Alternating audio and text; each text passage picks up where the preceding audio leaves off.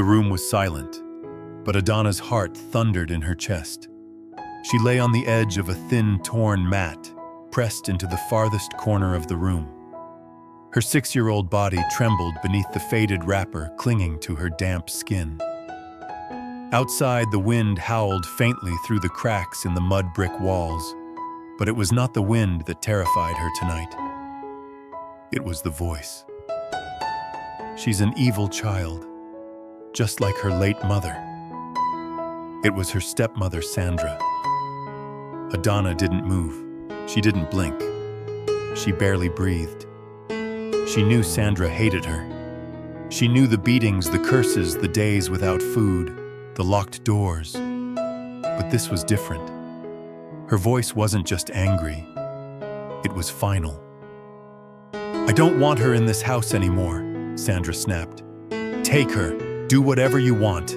I don't care." A man's voice answered, low and gruff, each word like cold stone against flesh. "Fine. But once she leaves with me, you'll never see her again." Adana's breath stopped. Her tiny hands gripped the mat beneath her. For a moment, there was only silence. Then rustling, like paper brushing fabric. She dared to lift her head just enough to peek through the torn curtain that barely separated her room from the corridor. What she saw sent an icy shiver down her spine. A tall man, thin but strong-looking, stood opposite Sandra. He wore a faded black suit 2 sizes too big and held a dirty canvas sack slung over one shoulder. His face was hollow, his eyes cold, like he'd long forgotten how to smile. He handed Sandra a thick brown envelope. She snatched it, glanced inside, and her face softened for a moment. Then, without hesitation, she turned and whispered, "Wait here. I'll get her." Adana dropped her head back down and shut her eyes tight, her body locking up with terror. "Run, scream, hide," her mind shouted. But her body did nothing. Her father, Mecha, wasn't home. He was working a night shift as a security guard in town. He wouldn't return until sunrise. He didn't know. He couldn't protect her. And Sandra was capable of anything. The bruises on Adana's back from last week's whipping still ached when she shifted. Heavy footsteps approached. Suddenly, a hand gripped her arm, rough, hard, cold. "Get up," a voice hissed. It wasn't Sandra's. It was another woman, her grandmother, Mai Chi, Sandra's mother. Adana opened her eyes wide in panic. "Where are we going?" she whispered. "Your uncle is here for you," Mai Chi snapped. Her expression showed no pity, no care, just the icy stillness of indifference. Adana tried to resist. "No, please, where's my daddy, where's—" But her cries were cut off as she was dragged through the small, dim hallway. Her bare feet scraped the cement floor. Her wrapper slipped. Tears streamed silently down her cheeks. She saw the door. The man. Waiting. "I'm not going," she screamed, suddenly struggling with all the energy her small body had left. "Take her away," Sandra barked from behind them, her arms folded like she'd just thrown out trash. "She's useless here. Let her go with her cursed bloodline." The man stepped forward, grabbed Adana's arm, and hoisted her effortlessly. She kicked and screamed, cried for her father, called her mother's name, but no one moved. Not her grandmother, not Sandra, not even the neighbors who had heard her cries and now shut their windows and turned off their lamps. She was alone. The man yanked her down the dusty road. The sky was dark, the village quiet. Adana looked back one last time, her home shrinking in the distance, the only place she'd ever known fading into the shadows. That was the moment her childhood ended.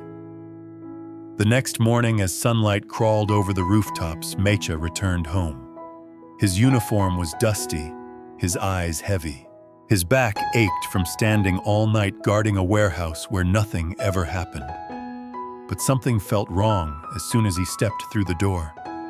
The air was too quiet. "Adana?" he called, placing his lunch bag on the counter. No answer. He checked the bathroom. Empty. The room Adana slept in, her mat was gone, folded neatly in the corner.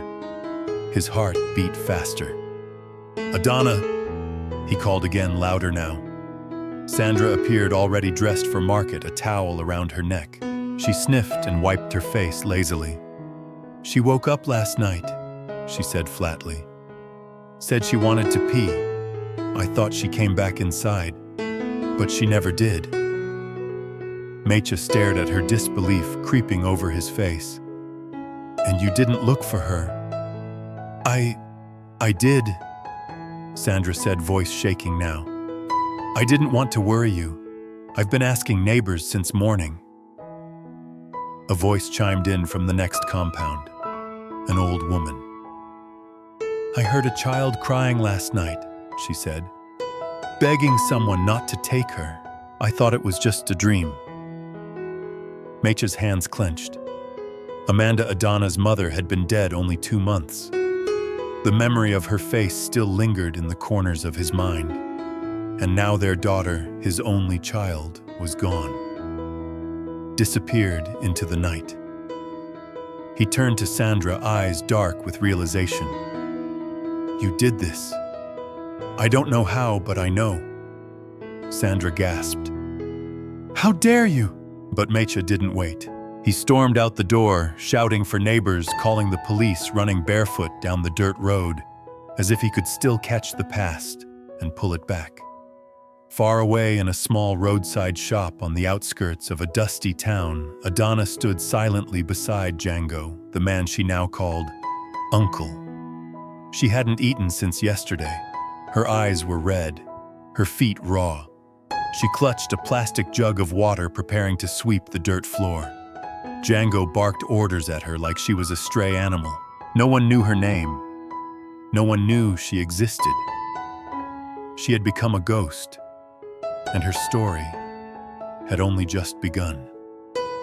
The mornings in the town of Woomba began with shouting vendors, honking motorcycles, and the scent of dust and frying oil.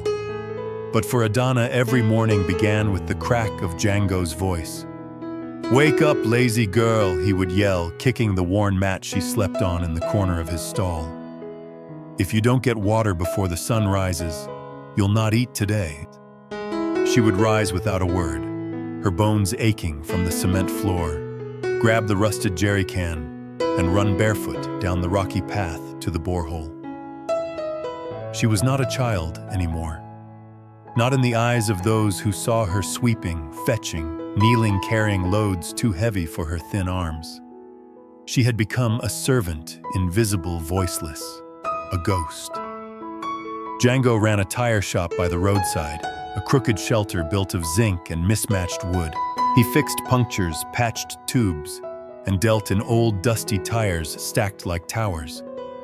His house was behind the stall, 2 rooms with cracked walls and a roof that leaked when it rained. At night, he drank cheap gin and mumbled to himself. During the day, he barked at Adana, demanding she clean faster, bring customers, wipe his boots, or stand silently in the corner. He never hit her in front of people. He was too clever for that. But in private, his backhand left bruises that bloomed purple across her arms and ribs. Sometimes she would stare at the ceiling and wonder what it would feel like to be loved.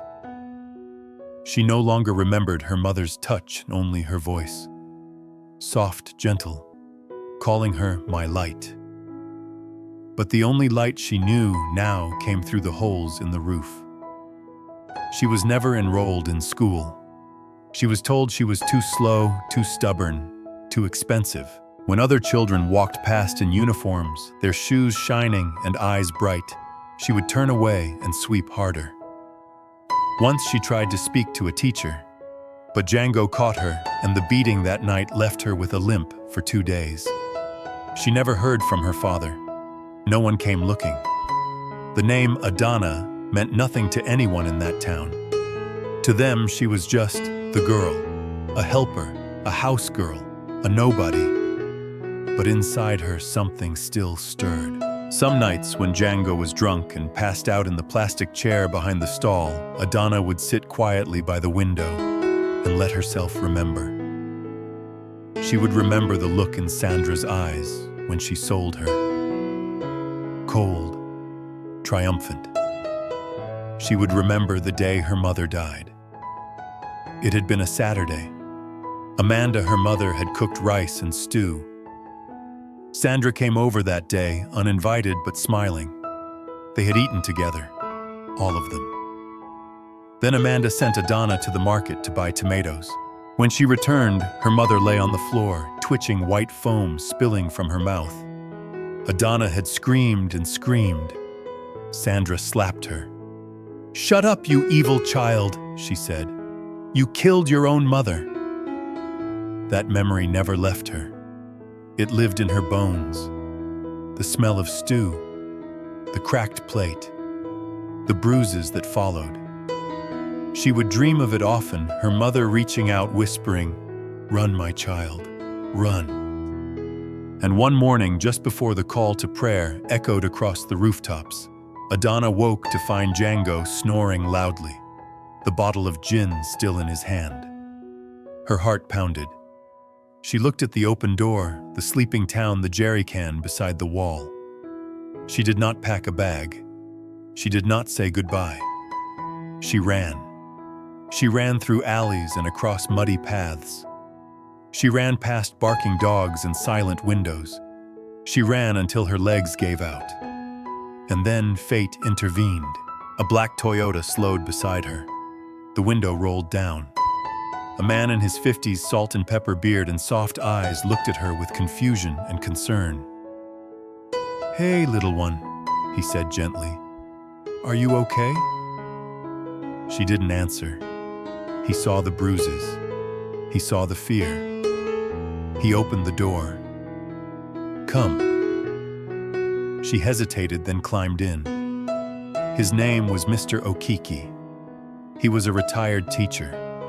Widowed, no children. He took her in, fed her, gave her a bed, a school uniform, a name. He called her my daughter. At first, she didn't believe him. She thought he would change, hurt her, sell her, but he never did. He drove her to school every morning. He sat with her during homework. He clapped the loudest when she passed her first exam. And for the first time in her life, she slept without fear. Adana thrived. She studied hard. She healed slowly. Years passed, and the girl who was once sold like a goat at midnight became a star student. When she graduated high school, she was accepted into medical college. She wept that day. She held the acceptance letter to her chest, like it was a shield against the world that once tried to erase her. At college, she worked twice as hard as everyone else. She stayed late in the lab. She volunteered at the clinic. And every time she stitched a wound or comforted a crying patient, she remembered Django. She remembered Sandra. She remembered the child she used to be. And she made a promise: "I will become someone they can never ignore again." Years later, she stood in a white coat, stethoscope around her neck, badge clipped to her chest, Dr. Adana Okike. She had made it. But fate wasn't done with her yet.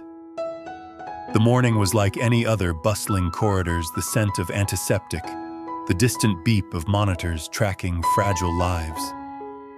Adana walked through the hospital in her white coat, her face calm, her steps steady. Staff greeted her with respect. Patients whispered when she passed. She was the youngest attending surgeon at the facility, a woman of few words but capable hands. No one knew where she came from. No one asked. And she never offered. That morning, just as she was reviewing patient charts, a nurse rushed toward her. "Doctor," the nurse panted, "we just received an emergency from out of town. Eye trauma. Severe." Every other hospital turned her away. "You're the only one qualified for the procedure." Adana nodded without hesitation. "Where's the patient?" In operating room 3, we're prepping her now. Minutes later, Adana stood at the scrub sink, rolling up her sleeves, thoughts fixed on procedure and precision, until the nurse's voice broke her focus. The patient, she came with a man, said his name is Amecha. He's waiting outside. The name froze her. Her breath caught. Her heart began to hammer inside her chest. Amecha, her father. A name buried beneath 2 decades of silence suddenly surfaced like a ghost from muddy water. She turned slowly, her voice tight. Did he say anything else? Just that he was desperate. The woman Sandra is losing sight fast. She's already blind in one eye. The name struck harder than a slap.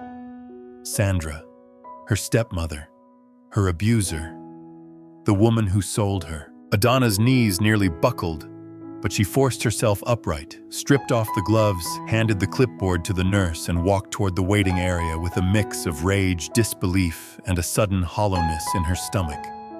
The hallway stretched endlessly, every footstep like thunder in her ears. She spotted him before he saw her older, now grayer, but unmistakably her father.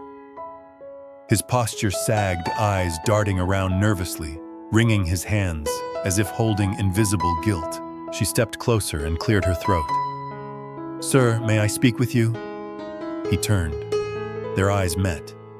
For a second, neither moved. Then she asked, her voice shaking slightly. Do you have a daughter who went missing?" His lips parted, his breath caught. "Yes," he whispered, 18 years ago. "Her name was Adana. I never found her." She extended her hand and turned her wrist, revealing a small, dark birthmark. "Then maybe you can help me understand this." His eyes widened, knees buckling slightly. "No, it can't be." She nodded slowly. "It's me, Daddy. I'm Adana." He fell to his knees, clutched her hand like a drowning man, grabbing onto life, tears rolling down his cheeks. "My God, you're alive. You're real. I prayed for this day." She knelt beside him and held him for the first time in nearly 2 decades. But time was not their friend. "Daddy," she said softly, "there's something else. The woman you brought today, the one I'm supposed to operate on, that's Sandra." He pulled away slowly. "Sandra, no." She nodded. "Yes. She's the one who poisoned Mom. She's the one who sold me to Django. I remember everything." He slumped into a chair, hands over his face. "I should have known. I suspected her but never had proof. I failed you." She took his hand gently. "You didn't know, and I've survived." Then after a long pause, he whispered, "But you won't operate on her, right? After everything she did." Adana closed her eyes and exhaled. "I'll do it. Not for her, for me. Because I'm a doctor. Because healing is stronger than hate." Later that day in the operating room, she stood over Sandra's fragile body. Every cut, every suture, every drop of medicine she applied was done with care, not because Sandra deserved it, but because Adana had become someone greater than Sandra ever imagined. 2 hours later, the surgery was complete. Sandra would not lose her sight, but she would be forced to see what she had tried to destroy. Standing tall in a white coat, holding the instruments that restored her vision. When Sandra awoke and her bandages were removed, she blinked her eyes, adjusting slowly. And then she saw her Adana, her stepdaughter, the girl she had cursed and discarded. Sandra gasped. "You? How are you alive?" Adana stood firm. "Yes, it's me, the child you called cursed, the girl you sold." Sandra's lips trembled. Why would you help me? Adana's voice was quiet but unshakable. Because I'm not like you. Because I became stronger than your hate. Sandra broke down, reaching for her, sobbing. Please forgive me. I was jealous. I was lost. I didn't think you'd survive. Adana stepped back. I didn't save you for forgiveness. I saved you so you could see what I became. And she walked out. The silence she left behind, louder than any scream. Sandra sat on the edge of the hospital bed, eyes downcast. The room silent except for the faint hum of the ceiling fan. Her hands trembled in her lap, the bandage now off her face, the eye saved, the pain dulled by medicine, but the shame sharp as glass. Across the room stood Amecha, arms crossed tightly over his chest, jaw clenched, eyes fixed on the floor. He had not spoken since the operation. His silence was not passive. It was thunder held in a bottle. Sandra finally broke it. I did it, she whispered. I poisoned Amanda. Her voice was hoarse, each word soaked in dread. I mixed the powder into the stew. I didn't think she'd die like that. I just wanted her gone. Amecha didn't move. She looked up, her eyes hollow. I was jealous. You gave her everything. Even after she died, you still looked at Adana like she was the only child that mattered. Her voice cracked. I wanted you to see me, to choose me, so I made them disappear. She laughed bitterly. But Amanda died, and Adana didn't. And when I saw her come back, in that white coat, I knew I had lost. Amecha finally spoke. His voice was cold, flat. You did all this out of jealousy. She nodded. And when she survived, I panicked. I convinced Mama Kachi to help. We gave her to Django. I told him she was stubborn, wild, cursed. She broke into sobs. I didn't think she'd survive. I didn't think I'd see her again. Amecha turned away, disgust twisting his features. You took my child and handed her over like garbage. For what? Attention. Sandra crawled toward him on her knees. Please, I've lost everything. My children don't speak to me. I sell firewood by the roadside. I live in a room no bigger than a coffin. I've paid for it every day. He shook his head. No, you're just now beginning to pay. You destroyed a child's life. His voice rose. And you made me believe it was her fault. You lied to me every day, every night. She reached for his leg. I'm sorry, Mecha. Please, please. But he stepped back. You don't deserve forgiveness. You deserve silence. Outside the room, Adana stood still. She had heard it all. Every word of Sandra's confession pierced something in her chest, but it didn't surprise her. She had known. Deep down, she always knew. She walked away without a word. Days passed. Sandra was discharged. No one came to help her. She walked out of the hospital alone, shoulders hunched, eyes cast down. The streets felt louder than ever, but no one noticed her anymore. The neighbors who once greeted her turned away now. The women at the market whispered as she passed. That's the one who sold her husband's child. Poisoned the first wife. Wicked woman. Even God is watching her. Her own children avoided her. Her first daughter stopped picking up her calls. The younger one had moved out without notice. Sandra lived alone in a one-room shack with a leaking roof. No visits, no warmth. Just the weight of her memories and the eyes of a daughter she could never forget that once looked at her with fear, now looked down on her with strength. Meanwhile, Adana was healing in her own way. She visited her mother's grave for the first time in 18 years. She brought white flowers and knelt silently in the tall grass. "I made it, Mama," she whispered. "They didn't break me. I became what you prayed I'd become." Her tears fell without shame. She stayed there for hours, speaking softly to the headstone, letting go of the pain that had followed her like a shadow for most of her life. She returned to the clinic and started something new. A small foundation named Rise from Dust, dedicated to helping abandoned children, abused girls, and those who had no voice. Her story spread quietly at first, then faster. Schools invited her to speak. Radio hosts called her in. Newspapers printed her photo with the headline, "From Orphan to Doctor, the Girl Who Refused to Die." She didn't do it for fame. She did it because she had survived. 2 months later, late at night, there was a knock at Amacha's door. It was the landlord from Sandra's neighborhood. His face was pale. His hands shook.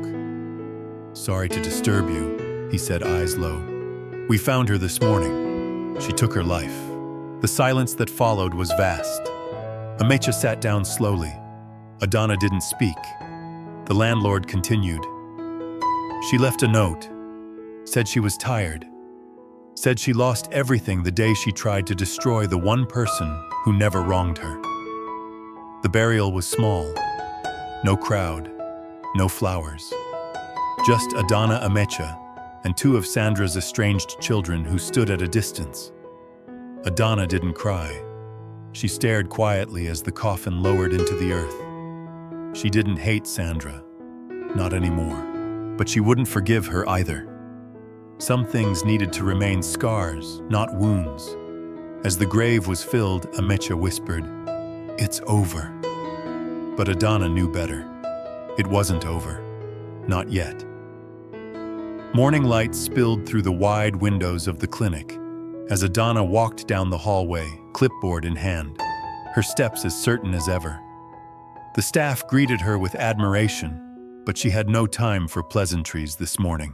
Her schedule was full: 3 surgeries, a foundation meeting, and a radio interview in the evening. Yet her heart was quiet.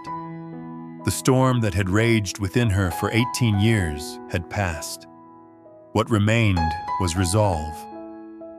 She paused outside a small consultation room where a boy no older than 6 waited with his aunt. His eyes were hollow bruises peeking from beneath his sleeves. She knelt beside him, smiled gently, and said, "You're safe now." The words meant more than comfort. They were a vow, Adana's foundation. Rise from Dust had grown in just months. What started as a counseling circle in the clinic basement had become a registered NGO with volunteers, lawyers, counselors, and rescue teams. Children were being taken out of abusive homes. Girls with stories like hers now had a place to go. For the first time in her life, Adana wasn't just surviving. She was shaping the future. She stood at school assemblies and told her story not to seek pity, but to remind the forgotten that they mattered. Her face appeared on posters with the words, "They buried me, but they didn't know I was a seed." One afternoon, as she organized files in her office, a brown envelope slid under her door. No name, no return address. She picked it up and opened it cautiously. Inside was a photograph, old, worn, taken with a shaky hand. A man stood beside a tire shop, slouched posture, recognizable eyes still carrying that same sack slung over his shoulder. On the back, scribbled in rough writing, "He's back in town. He hasn't changed." She stared at the image for a long time. Django, the man who beat her, starved her, used her like a tool, still breathing, still free. Her hands trembled slightly, not from fear, but from something deeper, justice long delayed. She rose slowly, placed the envelope inside her drawer, locked it, and sat back down. Her mind raced. She thought of the children still trapped in the grip of monsters. She thought of the silence she had broken. She thought of Sandra's grave, Amanda's last smile, her father's tears, and her own voice as a 6-year-old screaming into the night. No more ghosts. That evening, she stood before a packed room at the National Youth Forum, sharing her story with a crowd of hundreds. But this time, when she finished, she didn't just say thank you and leave. She looked directly into the cameras and said, "There are still children disappearing in the night. There are still men like Django walking free. I survived, yes, but many don't. And I will not stop until the last hand that sells a child is chained and every voice that cried in the dark is heard." The audience rose to their feet in thunderous applause. Later that night, Adana stood on the clinic rooftop looking out at the stars. Amicha stood beside her holding a cup of tea, his other hand on her shoulder. "You've done more than anyone ever imagined," he said. "I'm proud of you." She nodded, her eyes fixed on the distant skyline. "It's not over yet, Daddy. The man who broke me still walks free. And I'm no longer that helpless girl. He has no idea what's coming." Somewhere miles away, Django sat beneath a street lamp, sharpening a knife with slow, deliberate strokes. He had heard the rumors. He had seen the posters. He had recognized the name. Adana was back. But this time, so was he.